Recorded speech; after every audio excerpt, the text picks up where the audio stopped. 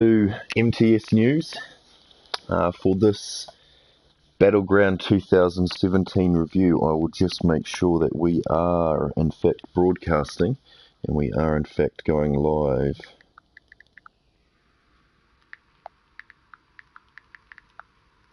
So give me one moment here, people, but I can tell that we've only just started here.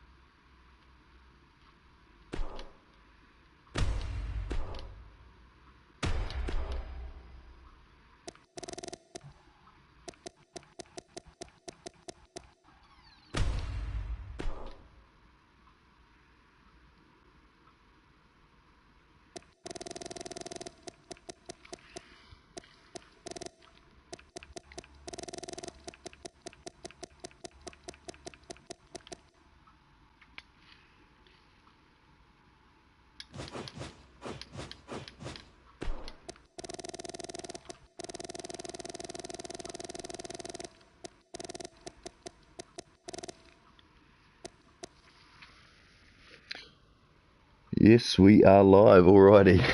Thank you, Far Cry guy, for that one. Alright, so we will move on now. You're probably going to wonder why I'm selecting players who are not on SmackDown.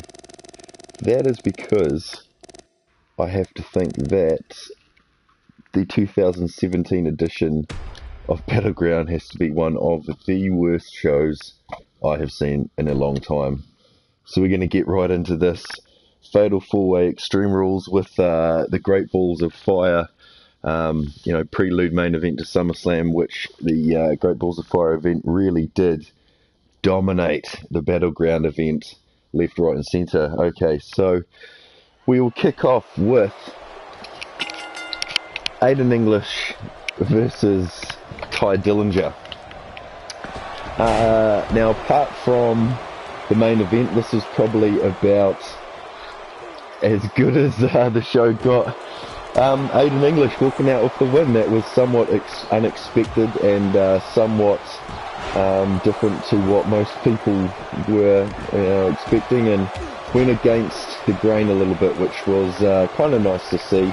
It was a pretty good match for the kickoff show, but what are you really expecting from something like that? But Aiden English came out, did his opera thing, and basically it was a pretty good show and a pretty good match, and it gave Aiden English something that he hadn't had in a while, and I think that was a win, so that was great. Moving on to the main card now, and that was the first match of the main card was the SmackDown Tag Team Championship, or Tag Team Champions, the Usos versus the New Day. Now, this was certainly the match of the night. It's a shame that it was the first match of the night as well, because it was all downhill from here. Xavier Woods, unbelievable. Kofi Kingston, amazing. The Usos were brilliant.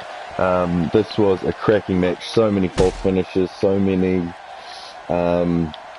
times you thought the match was over, but they kicked out, and it was just brilliant. I was on the edge of my seat the entire match. And the New Day walking out with the belts. That was amazing. That was a brilliant thing to see. Very surprising as well. And you saw this match, and you had big hopes for, or high hopes for, what the rest of the event would be. Sadly, the rest of the event would suck ass. And so that first match was literally the high point of the event. So it went from what was an incredible match to Baron Corbin versus Shinsuke Nakamura. Now, Baron Corbin is, of course, the Money in the Bank briefcase holder. I think they're trying to call it the contract now. The Money in the Bank briefcase holder, anyway. So he didn't really need any win. Nakamura did. Nakamura really did. And Nakamura needed to be made to look strong in this match. And poor boy, he ended up grabbing his groin after a low blow from Baron Corbin and a subsequent disqualification to Baron Corbin, so Nakamura picked up the win via DQ. I verbally expressed my disgust out loud. I don't often do that. This match, it was almost a crime that match finished that way.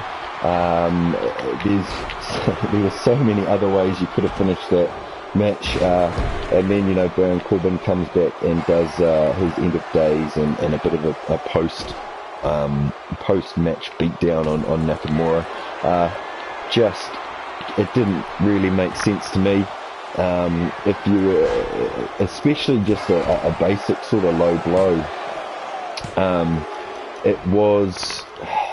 it just was disappointing. Like, I'm not even angry that match that ended in such a bad way. It's just really disappointing to see two of SmackDown's top guys finish a match like that, and whoever let that happen and thought that was a good idea, well, they need to look at themselves quite in the mirror as well. So moving on from that, we had the Fatal 5-Way, I believe, the women's division Fatal 5-Way. We had Natalya picking up the win there. There was Lana. Naomi on commentary was absolutely boring as hell. It's no surprise she needs a belt that sort of glows in the dark to make her seem a bit more lively and a bit more energetic to the fans and stuff. But so Natalya picks up the win. 4 really quick eliminations near the end of the match. So the match went on for, I don't know, 10 or 15 minutes, and some really there was 4 quick eliminations. Charlotte got eliminated. Lana was in the match. Becky Lynch and Tamina and Natalya, and it was I thought it was going pretty well until there was basically 4 eliminations, bang bang bang bang, and that was it.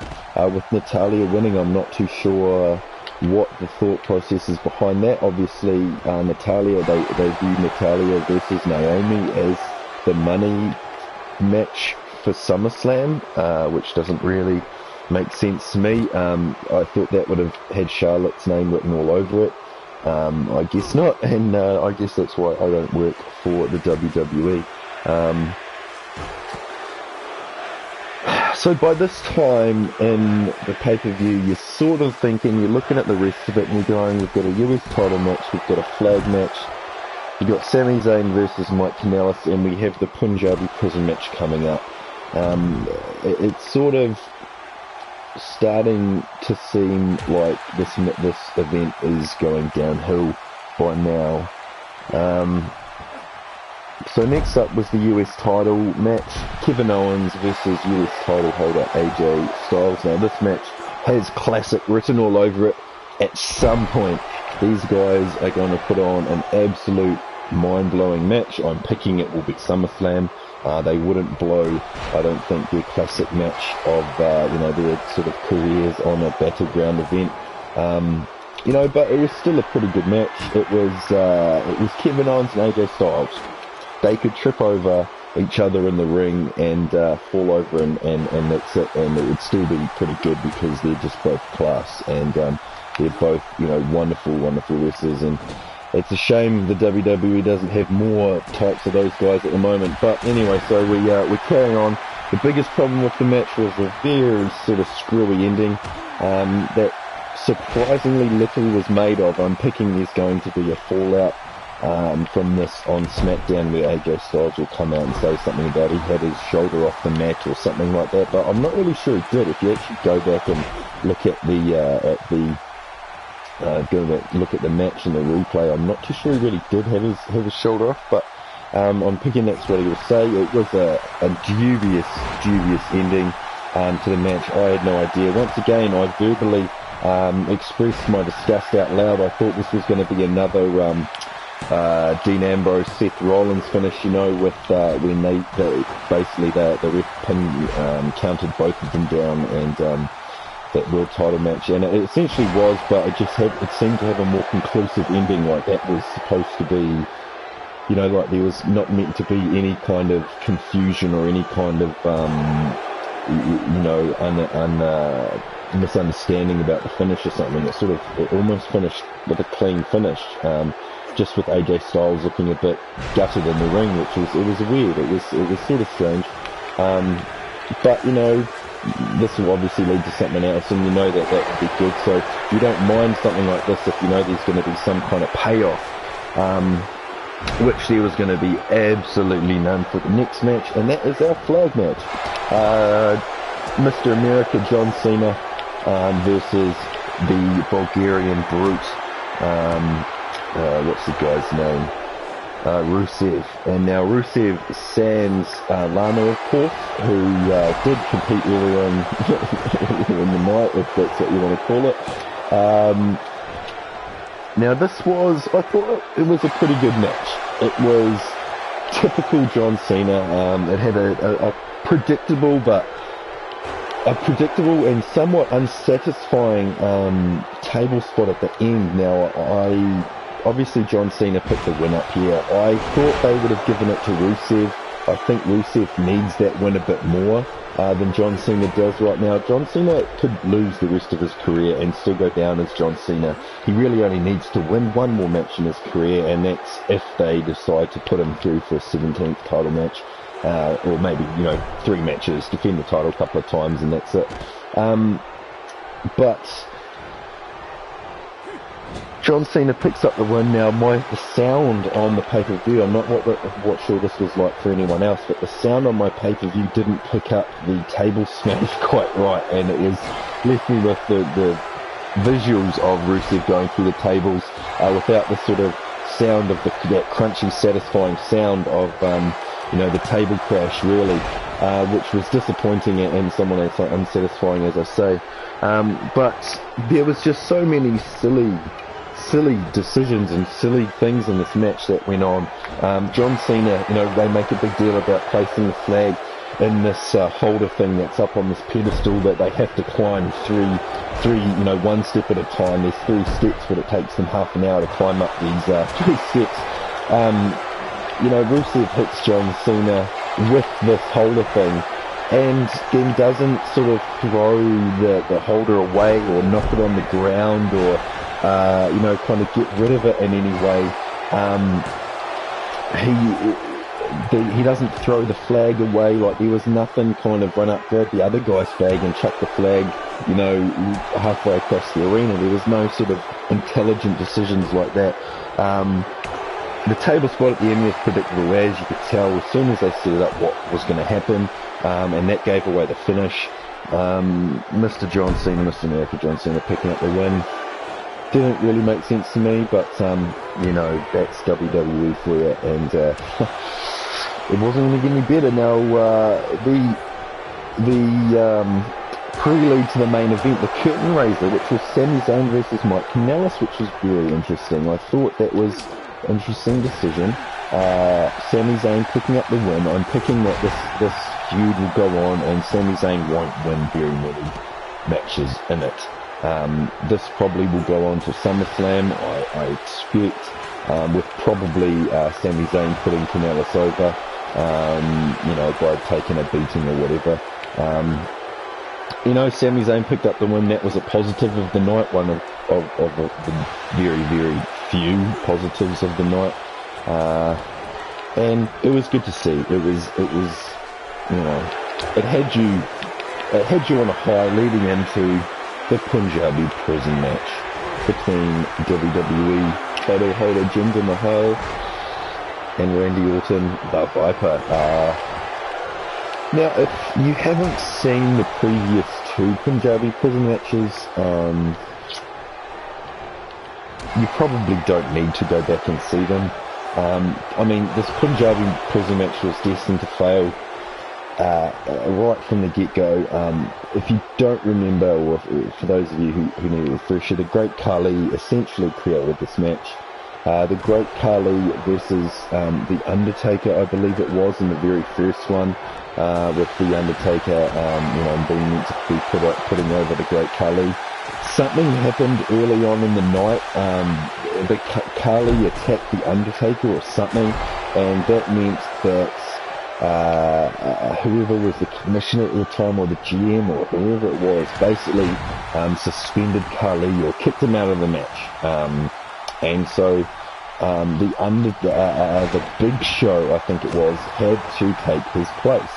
So the guy who created the match specifically never even wrestled in the first one because of some stupid decision to beat a guy up and before a no disqualification match, or somehow the Big Show got involved. I can't quite remember how.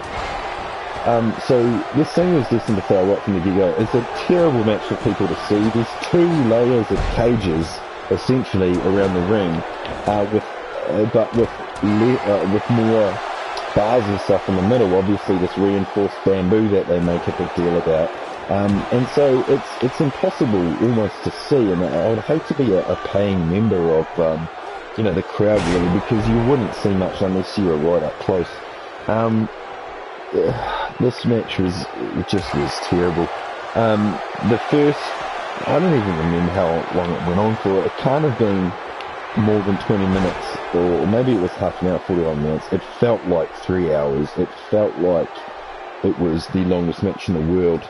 The first 3/4 of the match was them fighting over the doors, putting each other in a lot of wrestling locks, a lot of working on joints and arms, so people can't climb, a lot of punches, a lot of sort of back and forth brawling, a few sort of spots into the Punjabi prison sort of cage, a few suplexes into the cage, it was just a whole lot of holding and grabbing, and no, you're not gonna leave, you're not gonna get out of the cage, and that sort of takes up 4 minutes because each of the things are open for a minute, and then I should go backtrack a little bit. The Singh brothers made a big hoo-ha earlier in the night, and we can see Roman Reigns picking up the win here. I really hope that doesn't happen in the SummerSlam main event here, if this Fatal 4-Way eventually does go ahead. The Singh brothers made a big hoo-ha early in the night of not being at ringside and not being able to help the Maharaja, onto his destiny, onto beating Randy Orton and onto the win. And of course they were hiding underneath the ring, and they came out late in the match. So this meant Randy Orton had to contend with 3 people again. Basically, he beats on the Singh brothers, he beats on the parts of the crowd were cheering for Jinder Mahal, and you could tell Randy was getting a little bit annoyed with it as well. He basically beats on the Singh brothers, and one of the Singh brothers does a pretty cool spot off the top of the outer Punjabi prison cage through the announce table, which was great. About the highlight of the match, to be honest. Randy Orton has to climb up the inner cage and does the old step across to the top cage, step across the outer cage to meet Jinder Mahal. There's a whole bunch of tugging and pulling down the outer cage, and a whole bunch of slow climbing, and a whole bunch of Randy having to beat down. There's a few Singapore canes in amongst it as well, or Indian canes potentially. And then, Randy Orton is, Jinder Mahal's down. I think he's had an RKO on the floor. The Singh brothers are incapacitated from, numerous beatings. One of the Singh brothers is still outside, obviously up against the announcer's table. And Randy Orton is making the slow climb up the outer cage, what we think to victory. And then Jinder Mahal's music hits, and you sort of can tell immediately who this was. I think the guy even gave away that he was heading to the event or something on his Instagram, foolishly, earlier in the day, and that is the Great Khali makes his great return, basically chokes Randy Orton out with his hand on the from the outside of the cage. He tries to shake him off to start with. Randy Orton is shaken back inside the outer cage, and then basically Great Khali chokes him out. Jinder Mahal sort of wakes up enough to be able to climb down, and the full celebrate. And if you'd told me at the start of 2017 that WWE Battleground 2017 would finish with the Great Khali holding the WWE title after helping someone beat Randy Orton. I probably would have told you were mad, but it was. I didn't follow the guy's Instagram, so it was surprising to me. But as soon as the music hit, I thought, oh, this must be the Great Khali. Who else could it be? The only other, I think, Indian WWE superstar that I might be aware about. You know, if there's been other Indian WWE superstars, please let me know in the comments or, post section there. It wasn't a great match. It wasn't. I don't know what more you can really do inside the Punjabi prison. It's a very quiet match. If you compare it to a cage match, it's probably most comparable to a Hell in a Cell match, really. If you compare it to a normal cage match, there's a bit of sound when the wrestlers hit the cage. If they loosened up the bamboo bars and there was some kind of rattle, some kind of audible crunching or crashing sound from, maybe the bamboo hitting the steel on the inside, and maybe even the bamboo breaks a few times, like something like that to create a bit of tension, a bit of uncertainty of the whole match, and to create a bit of sort of audio reception or audio feedback from, when a wrestler gets thrown into the cage. It might create a few more oohs and ahs and a bit more interest in it, because I think bamboo on steel would probably make a pretty good sound. They need less crossbars and less little thin pieces of bamboo in that thing, or they need to make the hole smaller so no one can actually climb out through the holes like one of the Singh brothers did as well. That would eliminate the need for those little sort of diagonal pieces of bamboo and would probably actually make it a lot easier to see inside the Punjabi prison as well. Randy Orton is a legend. I don't know where he goes from here. I'm not too sure what they're setting up for SummerSlam for him. We all know how his last SummerSlam ended. I think it was the last SummerSlam last year. Essentially in a pool of blood at the hands of Brock Lesnar. Or even if Randy will even be involved in the SummerSlam this year. I'm not too sure where Jinder goes from here as well. I think Randy's done about as much as he can to put him over. He's now got the Great Khali and the Singh brothers in his corner. He's obviously going to hold the title through to SummerSlam. And I'm not too sure who else you have him going up against if you were going to continue the Kevin Owens AJ Styles match. Now, Braun Strowman just choked out Samoa Joe. That would be a good ending if this fatal four-way went ahead. That would be a surprising ending, and that would be an ending I would love to see. Braun picking up the win over Samoa Joe would be insane. Now, I don't know where you take Jinder from here, especially if Kevin Owens and AJ Styles continue their thing. You've got Baron and Nakamura engaged in the feud. You've got Cena potentially who will go on for the next challenger for the WWE title. And a feud like that, I can see John Cena coming out on top in the end. I don't know if there's really enough time to set up a meaningful feud between those guys, Jinder Mahal and Cena, between now and SummerSlam. But I guess, they put on these big money fights for these events, and, they blow their load often in these pay-per-views, early on, and don't really seem to have any kind of long-term plan or anything. So there seem to be these 3-month feuds that go on, and that's about it now. That's about it from me. It's only a quick review at the moment. Please leave comments and your opinions in the comments here. Let us know what you think about, or what you thought about WWE Battleground, the SmackDown Live event Battleground 2017. Let us know what you think is going to be happening going forward with these feuds, and whether you think there'll be anything new or different introduced. Thank you for tuning in, everybody. My name is Dan, and that was the 2017 MTS News WWE SmackDown Live Battleground 2017 review. Once again, my name is Dan. Thank you for tuning in, and we will see you again soon. Laters.